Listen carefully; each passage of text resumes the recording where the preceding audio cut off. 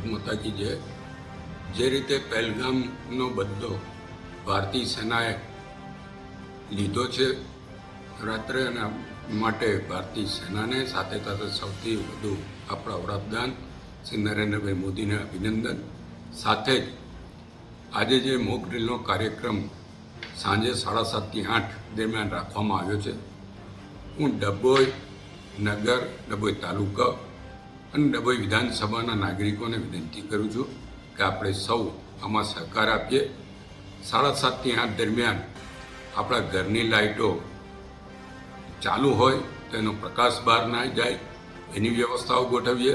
જાડા પડદા કે બ્લેક પડદા રાખીને સહેજ પણ પ્રકાશ બહાર ના જાય એની કાળજી રાખીએ।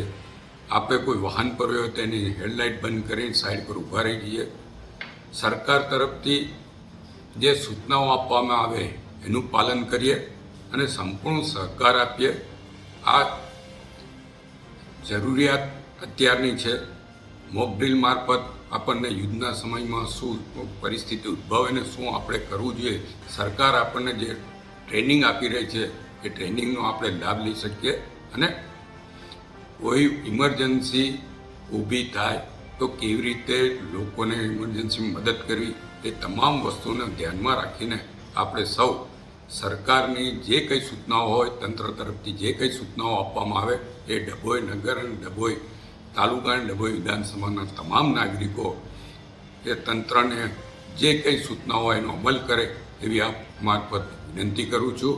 અને સાંજે 7:30 થી 8 દરમિયાન મોક ડ્રીલ દરમિયાન સંપૂર્ણ સહકાર આપીએ। સરકાર આપણા માટે જ વિચારી રહી છે, ત્યારે આપણે સરકારને સહાય આપીએ, એમની જોડે મદદરૂપ થવું એ આપણા સૌની ફરજ છે। એ ફરજ આપણે સૌ નિભાવીએ અને આપણા દેશ પ્રત્યે પ્રતિબદ્ધ બને એ જ અભ્યર્થના ફરીવાર આપ સૌ વહીવટીતંત્રને સાથ સહકાર આપો એ આપ સૌને વિનંતી છે।